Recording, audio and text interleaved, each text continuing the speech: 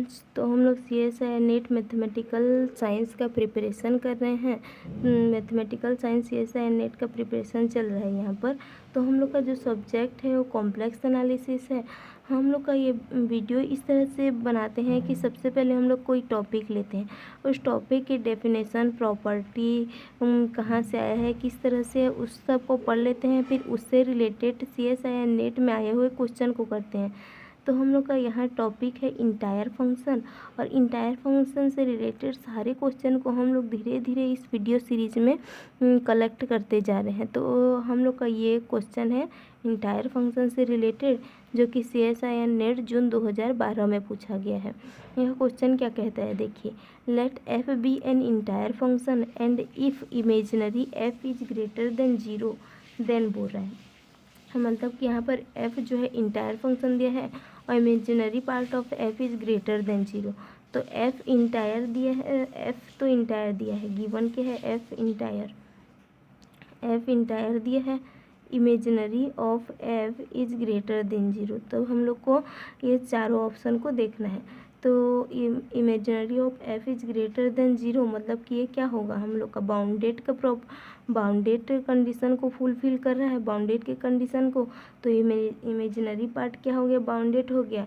f entire है, imaginary bounded है, तो यहाँ से क्या कंक्लूजन मिलेगा कि f इज हम लोग का entire, f entire plus bounded हो जाएगा, f हम लोग का इंटायर प्लस बाउंडेड हो जाएगा। और हम लोग जानते हैं कि लिवलिस थ्योरम क्या कहता है, लिवलिस थ्योरम बोलता है कि कोई फंक्शन हम लोग का इंटायर और बाउंडेड होता है, कोई फंक्शन हम लोग का इंटायर प्लस बाउंडेड होता है तो फंक्शन हम लोग का कांस्टेंट फंक्शन होता है। तो फंक्शन हम लोग का क्या होता है, कांस्टेंट फंक्शन। तो इस सब के यहाँ से हम लोग एक कंक्लूजन निकाल रहे हैं कि जो फंक्शन f है वो हम लोग का कांस्टेंट फंक्शन है। तो यहाँ पर ऑप्शन नंबर सेकेंड में देखिए f इज कांस्टेंट करके दिया है, तो हम लोग का f जो है कांस्टेंट फंक्शन हो गया। तो यहाँ से हम लोग का एक आंसर सही हो गया। अब हम लोग के पास 3 ऑप्शन है, इन तीनों ऑप्शन को हम लोग कैंसिल करेंगे। तो कैंसिल करते जाएंगे, तो यहाँ पे हम लोग कंट्राडिक्शन एग्जांपल लेते हुए चलेंगे। तो यहाँ पर हम लोग का 4 क्या बोल रहा है, F dash Z non zero constant. मतलब यहाँ पर तो हम लोग ऑप्शन सेकेंड से एफ जेड के है कांस्टेंट फंक्शन है बोल दिए हैं। तो यहाँ से अगर मैं एफ डैश जेड निकालूंगी तो ये तो जीरो आएगा ही, लेकिन ऑप्शन 4 में क्या बोला है, F dash is non zero constant, जो कि हम लोग का गलत है, रॉन्ग है, ऐसा नहीं हो सकता, क्योंकि एफ डैश जेड जब भी निकालूंगी जीरो आएगा। और ऑप्शन थर्ड क्या बोल रहा है हम लोग का कि f इक्वल टू जीरो, लेकिन ऐसा ज़रूरी नहीं है, ऐसा ज़रूरी नहीं है, क्योंकि एफ जेड कॉन्स्टेंट हो ये कहा है, जीरो हो जरूरी नहीं है। एफ जेड इक्वल टू हम लोग का 2, 3, 4, 5 कुछ भी हो सकता है, एफ जेड का वैल्यू जीरो हो ऐसा रेस्ट्रिक्ट नहीं है। तो ऑप्शन नंबर 3 भी हम लोग का रॉन्ग हो जाएगा।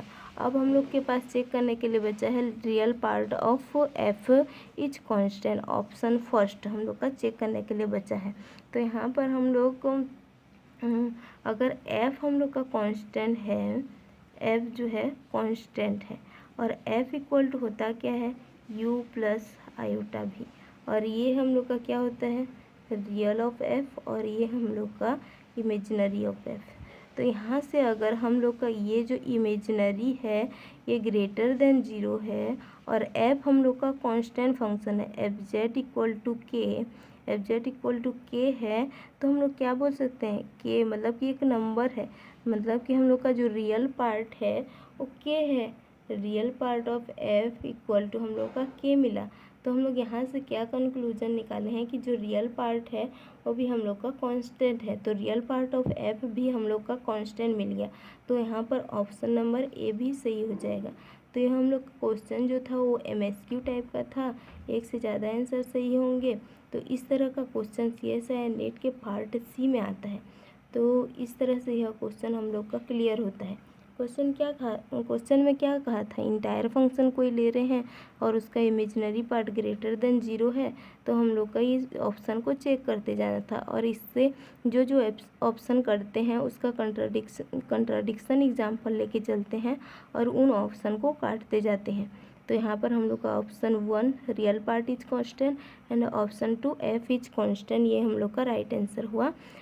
तो इसी तरह का वीडियो देखने के लिए हमारे साथ बने रहिए और हमें फॉलो करें। So thank you so much.